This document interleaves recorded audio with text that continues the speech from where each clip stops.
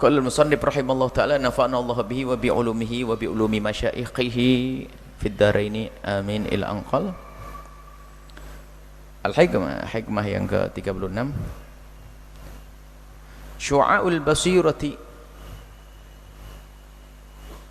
yushhiduka qurbaka minhu wa 'ainul basirati yushhiduka 'adamaka liwujudihi wa haqqul basirati yushhiduka wujudahu la 'adamaka wa la wujudaka.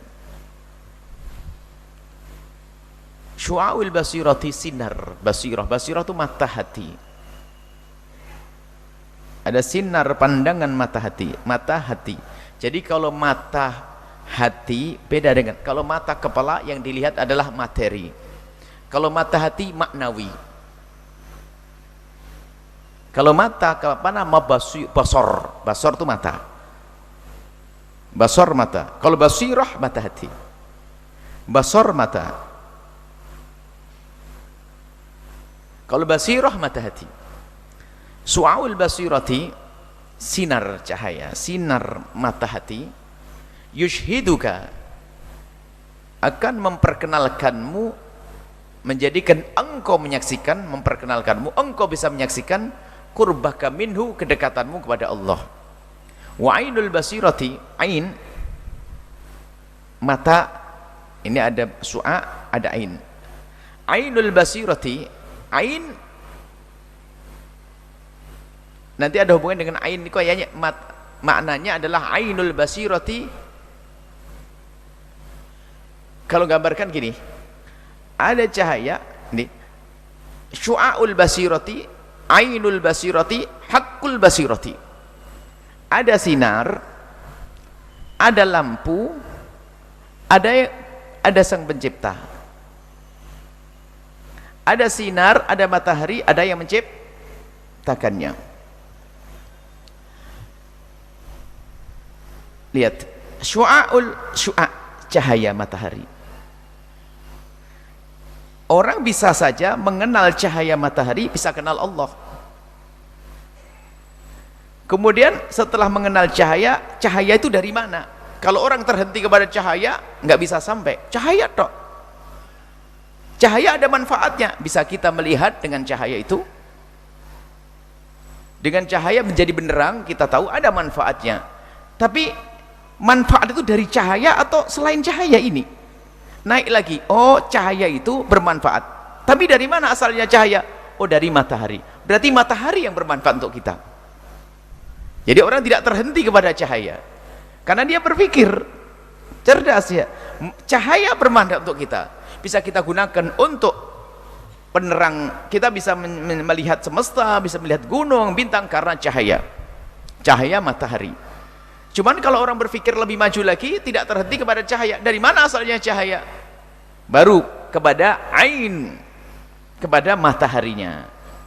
Setelah matahari dia berpikir jauh lagi. Cahaya bermanfaat untuk kita karena cahaya ini dari matahari. Berarti matahari bermanfaat untuk kita. Kenapa? Buktinya matahari memberi cahaya untuk kita. Berarti kita harus berterima kasih kepada matahari. Terhenti sampai di situ. Harus berpikir jauh lagi. Dari mana matahari? Matahari ada sang pencipta. Maka itu hak. Haqqul basirati di sana. Sampai kepada Allah Subhanahu wa taala. Tapi tiga-tiganya ini nggak bisa dipisahkan. Makanya martabatnya orang kenal Allah tuh ya kayak begitu. Dari syu'a dulu, dari cahaya, dari matahari sampai kenal Allah. Sehingga disebutkan bahwasanya seorang A'rabi pegunungan, seorang pegunungan orang yang awam, itu waktu ditanya tentang bagaimana kamu percaya akan adanya Tuhan, kan kau tidak melihat Tuhan. Dia menggunakan akalnya, syu'aul basirati, dia menggunakan akalnya. Kalau ada al-ba'ratu tadullu alal ba'ir, kalau ada ba'rah tadullu alal ba'ir. Selagi ada kotoran onta, berarti ada onta yang membuangnya. Kalau ada athar, pasti ada sair atau masir. Kalau ada bekas kaki, pasti ada orang berjalan di atasnya. Adanya semesta, tentu ada yang menciptakannya. Jadi apa? Sebelum bicara tentang sang pencipta, lihat sesuatu. lihat sesuatu. Nah ini seperti itu. Jadi mengenal Allah tuh martabatnya adalah pertama kita menggunakan akal kita, berpikir, dialog. Makanya harus namanya di dalam kita beriman kepada Allah, harus kita itu tidak ikut-ikutan, harus bisa berhujjah biarpun hanya sangat sederhana. Namanya apa? Istilahnya nador atau jumali, sederhana. Jadi kita harus tidak boleh taklid. Kamu bagaimana kok tahu percaya ada Allah? Yang penting percaya. Oh, nggak bisa. Harus bisa berkata bahasanya rembulan ini ada yang menciptakan, gitu. Inilah makna yang pertama. Jadi dengan akal itu syu'a. Ini ada istilah yang selama ini sudah kita kenal sebetulnya. Ibn Athaillah Sakandari mendatangkan istilah dari beliau. Sebetulnya ada istilah yang sudah sangat kita kenal dari Al-Quran, yaitu masalah ain, ilmul yakin, kemudian ainul yakin, kemudian hakul yakin. Ada kemiripan di sana dengan ini. Ain, ilmul yakin, ainul yakin, hakul yakin. Ada 3 martabat. Martabat paling tinggi adalah hakul yakin. Jadi Ibn Athaillah mendatangkan hikmahnya tidak dari beliau, pasti beliau ngambil kalau ada Al-Quran dan hadis Nabi. Di dalam Al-Quran masalah ainul yakin disebut istilah ainul yakin. Jadi ada ilmul yakin, naik lagi ainul yakin, kemudian hakul yakin. Bagaimana ilmul yakin? Begini, kita mendengar berita sebelum Anda umroh. Anda seorang beriman, dengar berita bahwasanya ada Ka'bah. Yakin kan? Yakin belum melihat. Itu namanya ilmu yakin. Sah imannya, asalkan tunduk kita dengan apa yang kita yakini. Setelah itu Anda alhamdulillah bisa ngurus visa. Anda bisa ngurus visa umroh. Turun, ya. Turun sudah masuk wilayah Mekah. Ya kan? Ngelewah Mekah. Wah, kelihatan dari atas di hotel. Belum masuk Ka'bah, belum dekat Ka'bah, ini belum. Kelihatan hotel, kelihatan Ka'bah. Maka itu derajatnya adalah ainul yakin, lebih tinggi lagi. Kalau tadi hanya mendengar sekedar ilmu, sekarang boleh dilihat ainul yakin. Kemudian setelah itu Anda turun masuk ke dalam, Anda menyatu dengan Ka'bah sampai mencium Hajarul Aswad, maka itu hakul yakin. Begitulah martabat di dalam kita beriman kepada Allah. Dan biasanya ahli tasawuf ini untuk memilah-milah, ini bukan untuk dipisahkan, agar kita tahu martabat kita di dalam kita mencari ridho Allah Subhanahu wa taala. Nah, dalam ibadah pun demikian. Ada martabat orang tidak cukup ternyata dengan ilmu kalau tidak segera ditingkatkan menjadi ainul yakin. Maka ilmu yakin, kita mempelajari ilmu-ilmu seperti kalau kita kembali ini saya cocokkan dengan riwayat dari Nabi. Waktu malaikat Jibril datang kepada Rasulullah dan bertanya, mal Islam? Anta syahada alla ilallah wa anna Muhammad Rasulullah. Engkau bersyahadat kepada Allah, menjalankan solat, rukun Islam. Ada arkanuddin dari hadis Jibril. Malaikat Jibril menjelma sebagai manusia, datang kepada Nabi Muhammad, lalu meletakkan lututnya ke lutut Nabi, lalu bertanya kepada Nabi Muhammad tentang apa Islam. Dijawab oleh Nabi. Dijawab oleh Nabi, Islam adalah begini-begini. Anta syahadat, bersyahadat, kemudian solat, zakat, puasa, haji. Wa mal iman, apa iman? Antuk minabillah, antuk minabillahi wa malaikatihi wa kutubihi dan seterusnya. Beriman kepada Allah, rukun iman 6. Yang ketiga, wa mal ihsan, apa itu ihsan? An ta'budallaha ka'annaka tarahu fa illam takun tarahu fa innahu yarak. Ini adalah makna ini kurang lebih, yaitu makna diulang makna tadi, makna hakul yakin, ilmul yakin, ainul yakin. Kalau urusan rukun Islam ini adalah harus kita menghafalnya dan harus diucapkan lidah kita, syahadat kita untuk sah. Solat harus dijalankan. Tapi ada orang solat belum tentu dia sampai. Solatnya orang munafik. Solatnya orang munafik, dia solat bersyahadat tapi tidak diterima, harus masuk wilayah keimanannya. Jadi orang munafik itu solat bersama Nabi, tapi kalau dilihat secara zahir sudah sah. Dia bersyahadat asyhadu alla ilallah, bahkan waktu syahadat disaksikan 1000 orang. Kemudian dia juga melakukan sholat, disunat juga, macam-macam. Tapi ternyata ada orang munafikin, karena hanya sebatas ini saja ilmunya, pengetahuannya secara zahir tadi, masih batas ilmu, tidak dilanjutkan lagi, sehingga tidak sampai kepada derajat iman. Lah orang kalau sudah derajat iman, meyakini bahwasanya apa yang dilakukan ini adalah perintah dari Allah, nah, ini sudah masuk sini, iman baru sah dan diterima. Setelah itu derajat paling tinggi adalah maqam muraqabah, maqam ihsan, anta'budallaha ka'annaka tarahu fa illam takun tarahu fa innahu yarak. Hendaknya engkau menyembah Allah seolah-olah engkau melihat Allah. Melihat Allah. Fa illam takun tarahu fa innahu yarak. Kalau engkau tidak melihat Allah, maka Allah sungguh melihatmu. Lah maqam muraqabah maqam tinggi. Bahwasanya apa? Orang selalu menghadirkan di dalam dirinya Allah. Artinya begini, tidak ada langkah yang aku lakukan kecuali Allah melihat. Coba. Kalau sudah orang makom yang ketiga ini, dia susah melakukan kemaksiatan. Karena apa? Dia merasa terus dilihat oleh Allah Subhanahu wa taala. Saya kembali kepada hikmah, itu gambaran sebelum kita baca hikmah. Syu'aul basirati. Cahaya basirah mata hati tadi. Cahaya hati, cahaya pandangan hati, mata hatimu itu menghantarkanmu qurbaka minhu, kau dekat kepada Allah. Karena apa? Engkau tahu, engkau mengenali dengan, engkau ngerti dengan ilmumu. Dengan ilmumu ini membantumu untuk dekat kepada Allah Subhanahu wa taala. Allah bersamamu. Innallaha ma'ana. Allah bersama kita. Itu kan jelas. Allah ma'ana. Cuman yang jadi masalah bukan itu, tapi kita dengan Allah atau tidak?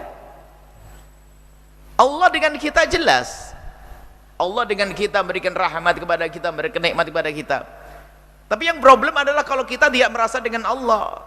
Lah untuk sampai merasakan Allah, kita dengan Allah, lah ini 10 martabat. Itu nanti makomnya makom muraqabah tadi. Allah ma'ana jelas, Allah beri nikmat terus kepada kita kok. Cuman merasakan kita dengan Allah ini penting. Bahasanya kita selalu dengan Allah. Kita akan lihat di sini. Qurbaka minhu, dekat kepada Allah. Orang bisa merasa dekat kepada Allah dengan ilmu dong. Ilmu dulu. Bagaimana tidak? Allah yang memberikan nikmat kepada kita, Allah memberikan rahmat kepada kita, agar kita nggak lupa bahwasanya Allah itu dekat kepada kita. Lebih dekat daripada urat leher kita. Maksudnya sangat dekat dengan kita. Itu bisa didapat dengan apa? Dengan ilmu tadi. Pengetahuan ilmu. Merasakan kita dekat kepada Allah dengan ilmu. Wa ainul basirati yushhiduka adamaka liwujudih. Kemudian kalau sudah kita naik tingkat lagi, terus diasah kedekatan kita kepada Allah. Kita merasa dekat kepada Allah, merasakan dengan Allah. Kita terus dibarengi dengan berzikir, kemudian dia berusaha untuk menjaga yang dilarang oleh Allah kan tidak dilaksanakan, menjalankan perintah Allah terus sampai kepada yushhiduka adamaka liwujudihi, sehingga sampai kepada derajat dia itu hanya melihat wujud Allah. Wujud Allah sehingga apa? Baginya tidak berarti lagi dirinya di hadapan Allah. Jadi kepentingan Allah akan didahulukan. Nggak akan meninggalkan kerudung hanya untuk mendapatkan 600.000. Nggak akan dia ketinggalan sholat hanya gara-gara ngejar uang. Nggak akan. Karena sudah tidak ada artinya kepentingan dirinya, kepentingan Allah yang harus didahulukan. Ini kalau sudah. Karena Pak yushhiduka akan menjadikan kita bisa menyaksikan adamak. Adamak kamu itu nggak ada artinya. Di hadapan Allah, maka yang diutamakan adalah kepentingan Allah. Liwujudhi, karena wujudnya Allah. Kita ada. Ini martabat yang kedua. Kita menganggap diri kita ada. Makanya kita, tapi ingat tidak boleh kepentingan kita ini mengalahkan kepentingan Allah. Artinya apa? Mencari nafkah wajib. Tapi tidak boleh kita mencari nafkah sampai dengan melanggar Allah Subhanahu wa taala. Sebab bisa pincang loh ya. Mencari nafkah wajib, pahalanya gede, sudahlah saya jadi punya profesi nyuri aja deh. Nggak bisa. Karena melanggar Allah. Biarpun katanya ini adalah untuk Allah, tapi enggak. Melanggar Allah nggak bisa. Sehingga perintah Allah dengan perintah Allah tidak akan bertentangan. Kalau bertentangan pasti ada yang salah dalam memahaminya. Baik. Yushhiduka adamaka liwujudihi, menjadikan engkau itu menganggap dirimu itu adalah tidak ada artinya di hadapan Allah. Ini pangkat lagi.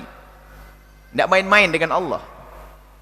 Kemudian tingkat lagi wa haqqul basirati, kalau sudah sampai haqqul yakin, hak sudah dengan Allah, yushhiduka wujudahu, sehingga orang sampai derajat pada wujudnya Allah tentang dirinya enggak dipikirkan lagi. Enggak dipikirkan makna apa? Enggak masuk dalam hitungannya. Ini maknanya. La adamaka wal wujudaka. Tunggu dulu, memang agak pelik bahasanya, bukan pelik bahasanya, akan tapi perlu pelan-pelan dan memahami. Kalau sudah sampai derajat tertinggi itu, orang sampai derajat, sampai di sana ada kepleset, wahdatus syuhud, bukan wahdatul wujud. Kalau pernah mendengar wahdatul wujud, ini bermasalah istilah itu kalau tidak diterjemahkan dengan cara yang benar. Yang ada wahdatus syuhud, wahdatul wujud, gini loh. Ma ra'aitu syai'an illa waratullah fihi. Kalau orang sudah makomnya tinggi, Jadi tidak melihat Allah, melihat sesuatu kecuali Allah yang dilihat. Aku melihat gunung, kelihatan Allah. Aku melihat manusia, Allah. Artinya apa? Tembus. Jadi tafakurnya itu sudah singkat langsung. Melihat gunung, subhanallah, megah, gunung menjulang tinggi. Maha besar Allah yang menciptakan. Lihat bintang begitu, ngelihat cacing, subhanallah, Allah terus. Jadi tidak melihat sesuatu kecuali menjadi dia ingat Allah. Jadi begitulah, ini namanya wahdatus syuhud. Nah, tapi kalau wahdatul wujud di sini ada salah memaknai wahdatul wujud, jadi mengatakan Allah, Allah, Allah, Allah. Salah, syirik. Kalau mengatakan ini Allah, Allah, Allah. Jadi ada dari kaum muslimin yang kepleset dalam wilayah wahdatul wujud sehingga mengatakan bahasanya yang ada hanya wujud Allah. Kita tuh tidak ada. Terus ya ini Allah, Allah. Nah, wahdatul wujud. Tapi wahdatul syuhud maknanya apa? Ini iman yang sesungguhnya.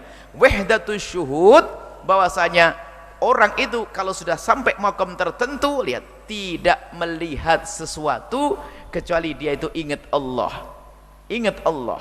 Ada dikatakan halaj, dia hilang dirinya. Tadi lihat, yushhiduka adamak, menganggap diri dia sudah tidak ada lagi.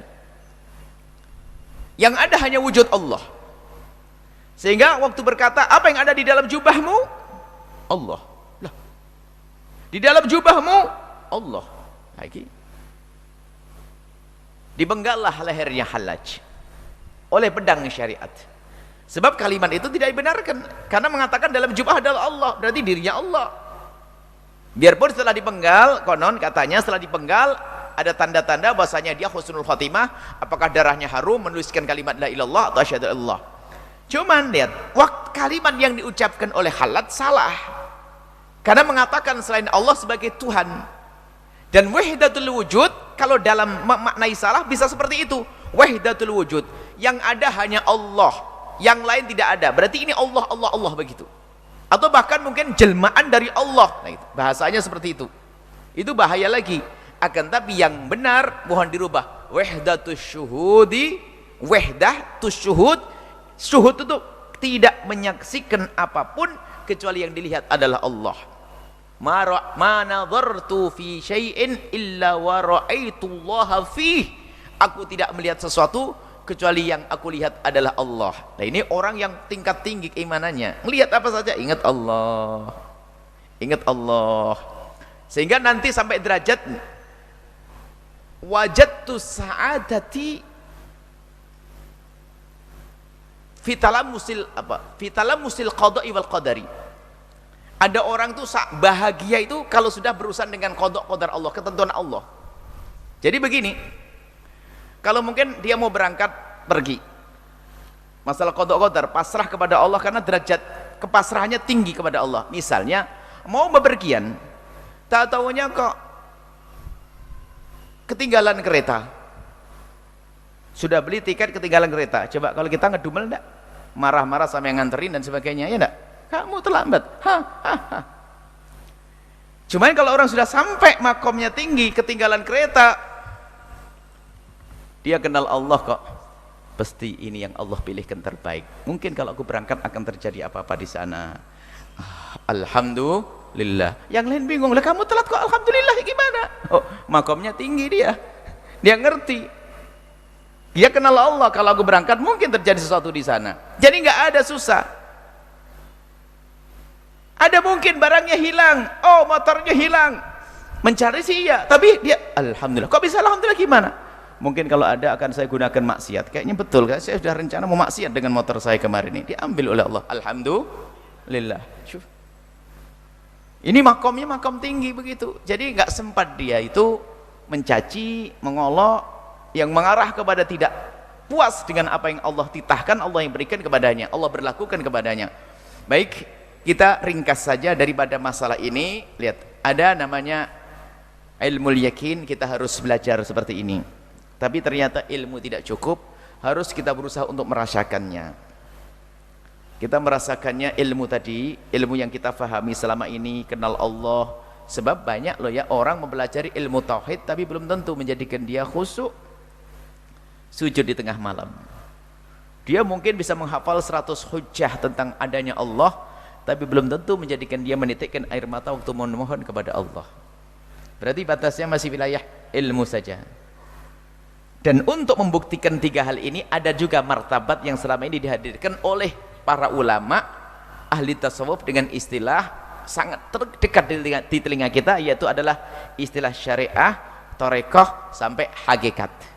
Itu seiring syariah untuk memahami ilmu al-yakin tadi, thariqah mujahadah, berusaha bagaimana ilmu yang kita fahami tadi bisa kita rasakan lalu kita amalkan sampai derajat nanti hakikat. Kalau hakikat ini sudah puncak, tapi tidak bisa dipisahkan.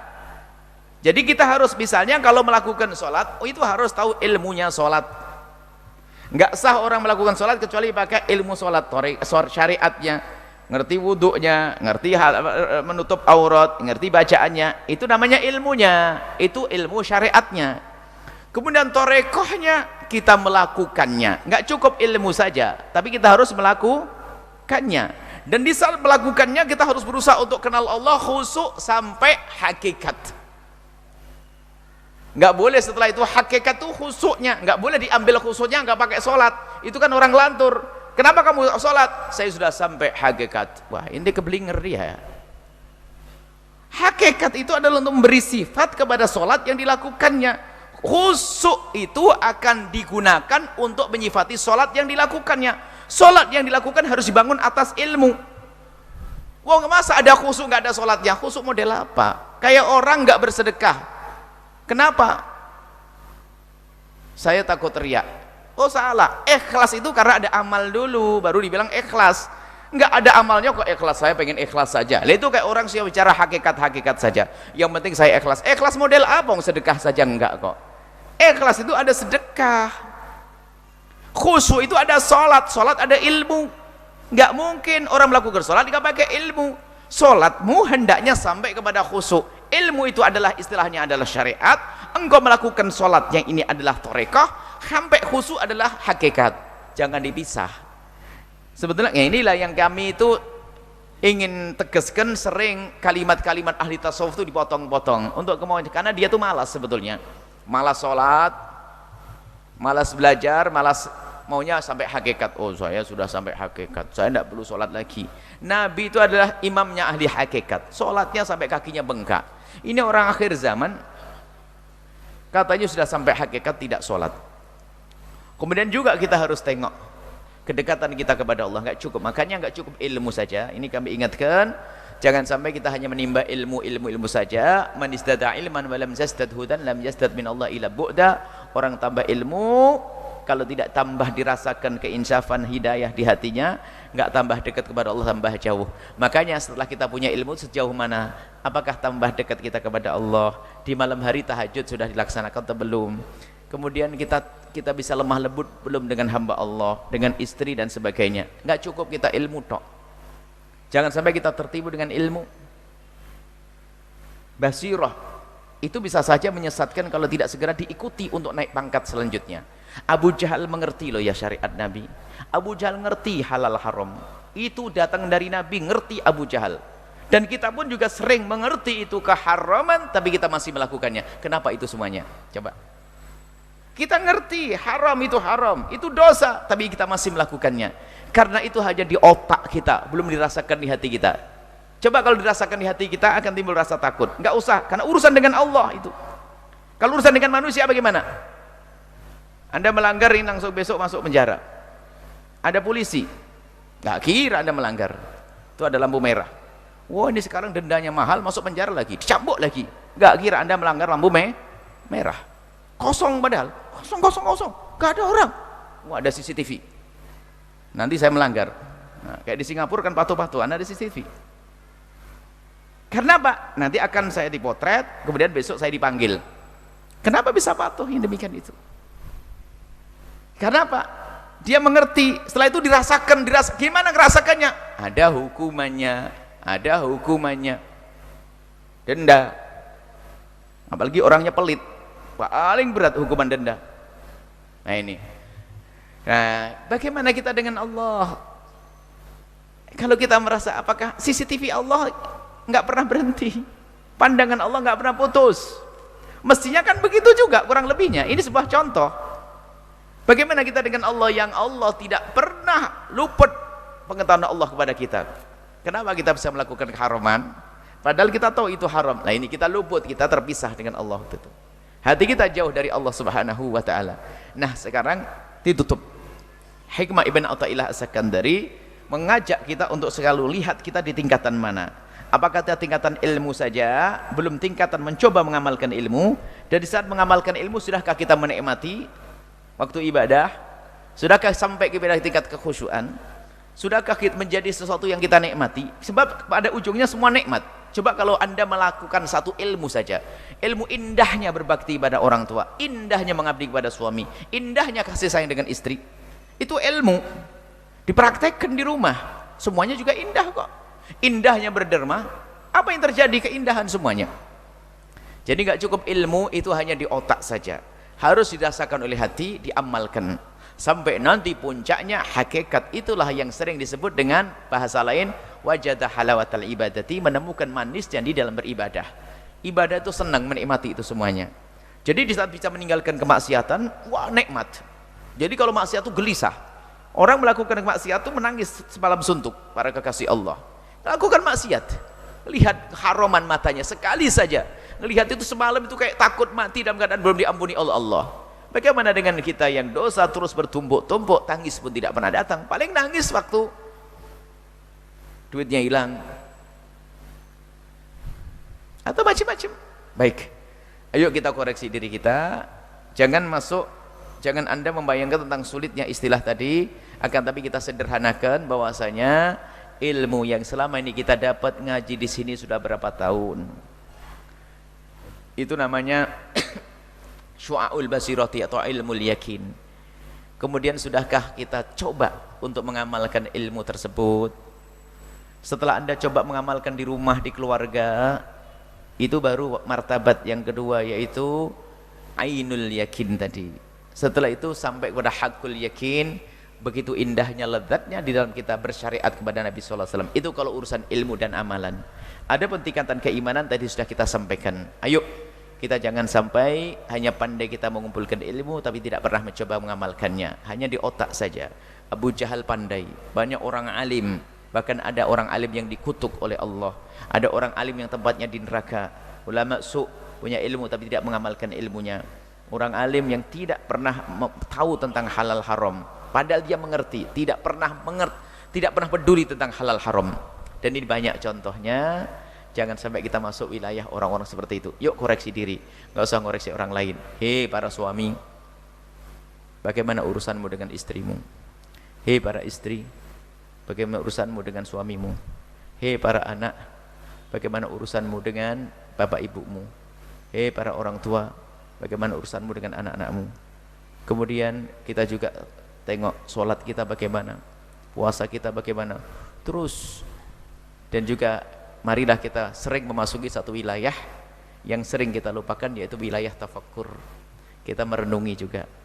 Ini Imam Ibn Athaillah As-Sakandari memilah-milah begini untuk ngajak kita tafakkur, menafakuri sholat kita, menafakuri sedekah kita, menafakuri bakti kita kepada orang tua, menafakuri pengabdian kepada suami, menafakuri kesalahan kita untuk bisa berubah. Baru nanti ilmu ada gunanya, bukan sekedar ilmu yang ada di otak. Ilmu yang ada di otak nggak ada artinya. Komputer yang menghafal, tapi kalau tidak mengamalkan, apa kelebihan kita dari komputer? Kelebihan kita adalah punya amal. Setelah punya amal, ada nanti pahala di hadapan Allah Subhanahu wa ta'ala. Wallahu a'lam bissawab.